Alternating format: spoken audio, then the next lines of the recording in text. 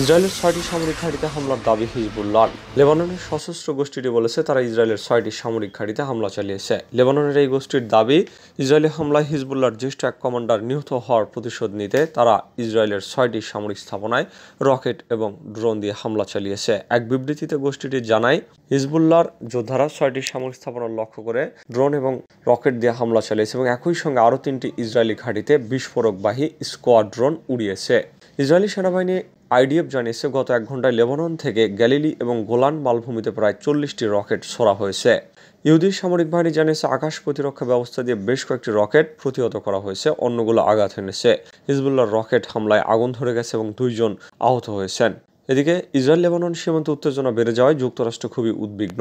যুক্তরাষ্ট্রের এক ঊর্ধ্বতন কর্মকর্তা জানিয়েছেন, হিজবুল্লাহ ইসরায়েলের সংঘাত একটি পূর্ণাঙ্গ যুদ্ধে রূপ নিচ্ছে।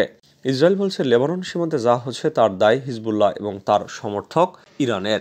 বিশ্লেষকরা আল জাজিরাকে বলেছেন, গাজায় যুদ্ধবিরতি হলে ইসরায়েল সামরিক ফোকাস লেবাননে ঘোরাতে পারে। গত বছরের 7ই অক্টোবরের পরের দিন থেকে হিজবুল্লাহ ইসরায়েল গোলা বিনিময় চলছে। রাশিয়ার হুমকি মোকাবেলায় 3 লাখ সৈন্যকে উচ্চ সতর্ক অবস্থায় রেখেছে ন্যাটো। রাশিয়ার ক্রমবর্ধমান হুমকি মোকাবেলায় 3 লাখ সৈন্যকে উচ্চ প্রস্তুত অবস্থায় রেখেছে পশ্চিমা সামরিক জোটের ন্যাটোর সদস্যরা। বৃহস্পতিবার জোটের জ্যেষ্ঠ কর্মকর্তারা এই তথ্য জানান। 2022 সালে ইউক্রেনে মস্কোর হামলার পরিপ্রেক্ষিতে ন্যাটো জোটের নেতারা প্রায় 1 মাস সময়ের মধ্যে মোতায়েন করা যেতে পারে এমন সৈন্য সংখ্যা ব্যাপকভাবে বাড়ানোর বিষয়ে ঐক্যমত্যে পৌঁছেছিল। নাম প্রকাশ না করার শর্তে ন্যাটোর এই কর্মকর্তা বলেছেন, মিত্রদের কাছ থেকে পাওয়া প্রস্তাবনায় আমাদের সৈন্য প্রস্তুত রাখার সংখ্যা 3 লাখ ছাড়িয়েছে। এই সৈন্যদের বিষয়ে মিত্ররা আমাদের বলেছে, এখন পর্যন্ত উচ্চ প্রস্তুতির স্তরে থাকা আমাদের সৈন্যদের যে কোনো সময় পাওয়া যেতে পারে। রাশিয়ার সম্ভাব্য যে কোনো ধরনের হামলার দ্রুত প্রতিক্রিয়া জানাতে ন্যাটোর বিস্তৃত পরিকল্পনার অংশ হিসাবে সৈন্যদের প্রস্তুত রাখা হয়েছে। গত বছর জোটের শীর্ষ এক সম্মেলনে সদস্য দেশগুলোর মাঝে এ বিষয়ে একটি সমঝোতা চুক্তি স্বাক্ষর করা হয়েছিল।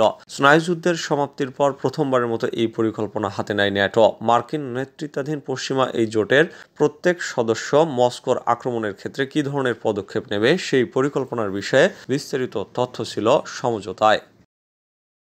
জাতিসংঘের ঊর্ধ্বতন কর্মকর্তাদের বিরুদ্ধে শাস্তিমূলক ব্যবস্থা নিচ্ছে ইসরায়েল। ফিলিস্তিনের উপত্যকায় নিরপরাধ শিশুদের উপর হামলা এবং হাজার হাজার শিশুর মৃত্যুর কারণে ইসরায়েলি সেনাবাহিনীকে কালো তালিকাভুক্ত করেছে জাতিসংঘ।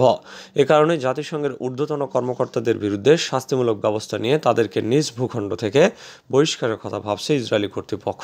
ইসরায়েলি এক কর্মকর্তার বরাত দিয়ে গণমাধ্যমের প্রতিবেদনে এমনটাই দাবি করা হয়েছে। এর আগে ইসরায়েলের পররাষ্ট্রমন্ত্রী ইসরায়েল কাটস জানান, এই পদক্ষেপের কারণে জাতিসংঘের সঙ্গে ইসরায়েলের সম্পর্কে নেতিবাচক প্রভাব পড়বে এবং জাতিসংঘকে এর পরিণতি ভোগ করতে হবে। এই ঘটনাকে কেন্দ্র করে ইসরায়েল জাতিসংঘের ঊর্ধ্বতন কর্মকর্তাদের বহিষ্কারের কথা চিন্তা করছে বলে ধারণা করা হচ্ছে।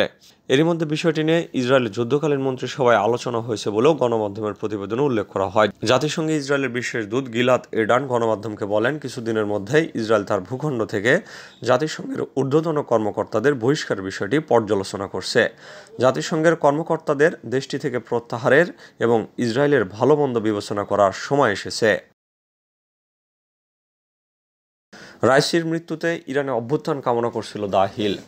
প্রেসিডেন্ট ইব্রাহিম রাইসি নিহতের পর ইরানের সামরিক অভ্যুত্থান কামনা করছিল মার্কিন ম্যাগাজিন দ্য হিল। সম্প্রতি হিলের ওয়েবসাইটে শাহজাদা আহমদির লেখা একটি নিবন্ধ প্রকাশিত হয়েছে। সেখানে তিনি দুর্ঘটনার শিকার ইরানি প্রেসিডেন্টের মৃত্যুর ঘটনায় দেশটির রাজনৈতিক পরিস্থিতিকে সংকটজনক হিসেবে বর্ণনা করার চেষ্টা করেন। ইরানের নতুন নির্বাচন আরেকটি সামরিক অভ্যুত্থানের জন্ম দিতে পারে, এমন শিরোনামে নিবন্ধটি ওই সাইটে প্রকাশিত হয়।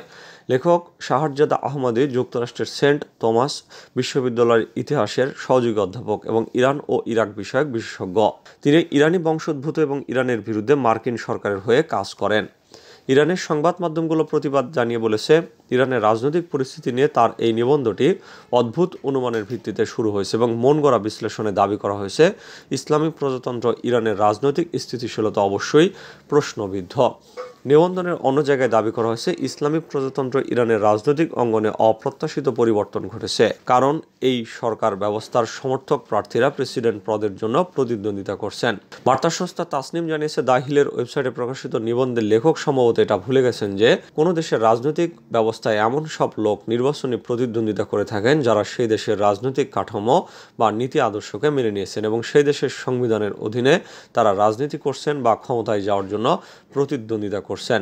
বিশ্বের বিভিন্ন দেশে যে রাজনৈতিক প্রতিযোগিতা হয় তা অনেক ক্ষেত্রেই উত্তেজনাপূর্ণ এবং রক্তাক্ত সহিংস ঘটনাও ঘটে, যা কোনো দেশের সরকার ব্যবস্থার জন্যই কাম্য নয়। মোদীকে দেওয়া নওয়াজ শরীফের বার্তা নিয়ে চুলচেরা বিশ্লেষণ। নরেন্দ্র মোদী তৃতীয়বারের মতো ভারতের প্রধানমন্ত্রী হওয়ার পর পাকিস্তানি নেতৃত্বের পক্ষ থেকে তাকে শান্তির বার্তা পাঠানো হয়েছে। সোমবার প্রথমে পাকিস্তানের প্রধানমন্ত্রী শেহবাজ শরীফ তাকে অভিনন্দন জানান। এরপর তার ভাই সে দেশের সাবেক প্রধানমন্ত্রী সামাজিক যোগাযোগ মাধ্যমে মোদীকে অভিনন্দন বার্তা পাঠান। এক্স হ্যান্ডেলে পোস্ট করা তার সেই বার্তায় নওয়াজ শরীফ লিখেছেন, ধারাবাহিকভাবে তৃতীয়বারের মতো ভারতের প্রধানমন্ত্রী হওয়ার জন্য আমি মোদীকে উষ্ণ অভ্যর্থনা জানাই। নির্বাচনে ধারাবাহিক বিজয় আপনার নেতৃত্বের প্রতি মানুষের আস্থার প্রতিফলনকে দর্শায়। একই সঙ্গে আরও একটি বার্তা পাঠিয়েছেন পাকিস্তানের সাবেক প্রধানমন্ত্রী, যিনি 2013 সালে ক্ষমতায় আসার পর বেশ কয়েকবার নরেন্দ্র মোদীর সঙ্গে সাক্ষাৎ করেছিলেন। তিনি লিখেছিলেন, আসুন আমরা এই অঞ্চলের ঘৃণার পরিবর্তে আশার হাত ধরে এখানে বসবাসকারী 200 কোটি মানুষের উন্নয়ন এবং কল্যাণের কথা চিন্তা করি। জবাবে মোদী লিখেছেন, অভিনন্দন বার্তার জন্য ধন্যবাদ। ভারতের জনগণ সর্বদাই শান্তি, নিরাপত্তা এবং প্রগতিশীল চিন্তাধারার সমর্থক। আমাদের জনগণের কল্যাণ এবং সুরক্ষাকে সর্বদাই আমাদের তরফে অগ্রাধিকার দেওয়া হবে। এদিকে চলতি বছরের মার্চ মাসে পাকিস্তানের পররাষ্ট্রমন্ত্রী ইসহাক দার ভারতের সঙ্গে বাণিজ্য সম্পর্ক আবার শুরু করার ইঙ্গিত দিয়ে জানিয়েছিলেন, পাকিস্তান বিষয়টিকে গুরুত্ব সহকারে বিবেচনা করছে, কিন্তু সাম্প্রতিক সময়ে পাকিস্তানের সঙ্গে শান্তি এবং সেই দেশের সঙ্গে আলাপ আলোচনার প্রশ্নে ভারতীয় নেতৃত্ব আন্তঃসীমান্ত সন্ত্রাসবাদ ও নিরাপত্তার মতো বিষয়গুলোকে উত্থাপন করে এসেছে।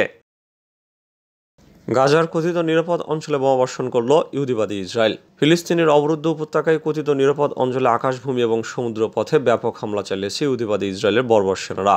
বৃহস্পতিবার দিনের প্রথম দিকে রাফা শহরের পশ্চিমে আল মাওয়াসি এলাকায় ইসরায়েলি সেনারা আকাশভূমি এবং সমুদ্র পথে বোমাবর্ষণ করে। ফিলিস্তিনের রাষ্ট্রীয় বার্তা সংস্থা ওয়াফা এই খবর দিয়েছে। আল মাওয়াসি এলাকাকে ইসরায়েল উদ্বাস্তু ফিলিস্তিনি জনগণের জন্য নিরাপদ অঞ্চল বলে ঘোষণা করেছিল। সেখানে হাজার হাজার ফিলিস্তিনি অস্থায়ী তাঁবু গেড়ে কোনো মতে বেঁচে থাকার চেষ্টা করছে, তবে সেখানকার পরিস্থিতি অত্যন্ত নাজুক। জাতিসংঘের বেশ কয়েকজন কর্মকর্তার মধ্যে বলেছেন, ইসরায়েল যে এলাকাকে নিরাপদ অঞ্চল বলে দাবি করেছে, প্রকৃতপক্ষে সেখানে উদ্বাস্তু গাজাবাসীর জন্য নিরাপত্তার কিছু নেই।